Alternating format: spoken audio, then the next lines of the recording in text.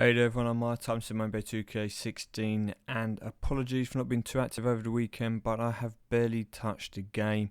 I claimed my Rivals Clash reward because, I had 35 points. So, with that said, there are two, should we say, slightly more positive notes to come out. First of all, I click on here and show you 200 card limit, okay? It has been raised from 150 to 200. So what does that mean? That means you don't constantly have to go back and empty your card catalogue as frequently as before, which is really good when it comes to Rivals Clash and any other kind of grinding intensive mode. However, not so good for your daily goals. If you're one of the people who enjoyed doing the getting a 500 RP for filling out your card catalogue, that's an extra 50 cards now you need before you can get that goal completed. So there is that. And the second one, which is probably slightly more important to people, is the mid-season update. Here you go, it tells you some new rarities for some players, there's new cards and roster updates. Now, what does that mean? Well, the roster update will refer to the few players who have changed teams, probably bringing new cards for those players as well. Now, I haven't gone through or found anywhere which actually shows a breakdown of the new cards and the new tiers for some players, etc, so I'm not going to speculate here.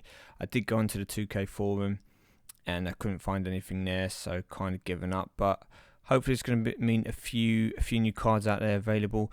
Not much in terms of gameplay really, obviously, because the Blacktop challenge is still the new should we say hype in the game.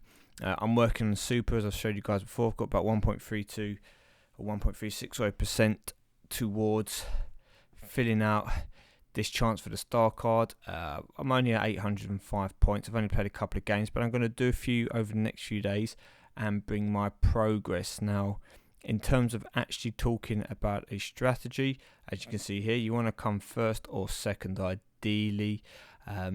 First, obviously, great for the 120 picks as well, but I tried winning all the rounds, the 5 rounds, just as a little strategy that I seem to find is working okay. I've only tried it once or twice. It's to try and do as well as you can in the first game, to try and come first. Then basically you try and win the first round, you fall back massively on the second round, then you win the third round, fall back massively in the fourth round, and win the fifth round. And the reason why you fall back on rounds is because then for the following round, it gives you 6 points and 7 point matches for the guys who won it. And as those people will be playing at 30%, their cards will be 30% weaker or have a 30% maximum energy, whereas your cards, because you finished so low down, will be 100%. So it means you can definitely beat the top decks and obviously get the points, and then you're hoping basically by that getting 2 or 3 victories will be enough to put you in the first position or potentially the second position, as obviously everyone else jostles for positions when they try and win every round. So that's the theory. It has worked. Okay, I have come first through it. I've also come third through it, but that was due to a network error. I don't know if you've noticed or not, but network errors do ruin it for you. And B, because when you play the very first game when everyone's on 1 point, you don't know who is technically good and who isn't. And if you come against somebody with all those star pros, etc., like I did, you can lose a match, which meant I was only able to actually win 5 games rather than the 6, which put me down like 4th place straight away. And as a result, it meant that when it come to the end, I was missing out by about 30 points, which I could have potentially got had I've come in the top 1 or 2 after the first round.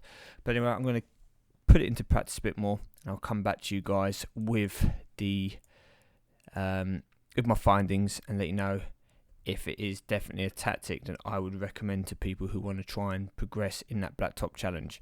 Okay, if we go to my cards quickly, there isn't really a lot to show. Now, Chris Paul is, as I did kind of show before, trained up a bit now, kind of been leveled up.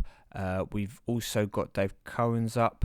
I need to start working on him, but he's pro'd out as well, and we're just going to wait for Robinson, see if we get another star card, wild cards, etc. before proing him up. I have also, as I think I did allude to before, got Allen Iverson pro'd up now. He's in my current season, which I'm not doing particularly well in, but yeah, I've started doing some energizing now. So where's this season? Standings. It should still be in it. It should still be in the top 16, but case I'm 12th. Yeah, so we've got a few games to spare. Can't see myself getting a decent reward. I've still not even got to the semis in any of these star seasons. I can't get past the quarterfinals. So best case scenario for me again is another legendary MVP or record setter card. Now the good news is by increasing the cap by 50 cards, I would keep these cards now and be less likely to throw away some of my other cards. I was been training away some of my epics, etc., and special cards I had from some of my previous packs just to create space, so I didn't have to keep continuously going back to the deck. But now obviously with those extra 50 cards, gives me a bit more room to play, which is good. Nice good point here is 97,987 RPs, which means from my perspective, if the game is going to follow its recent trend, there's going to be a road to the championship coming up this week as an event, followed by a rival clash. Now, I will still imagine that my team is not going to be good enough to progress too far in the road to the championship. So I'm going to save these RPs again, keep on that auction house, as you can see here.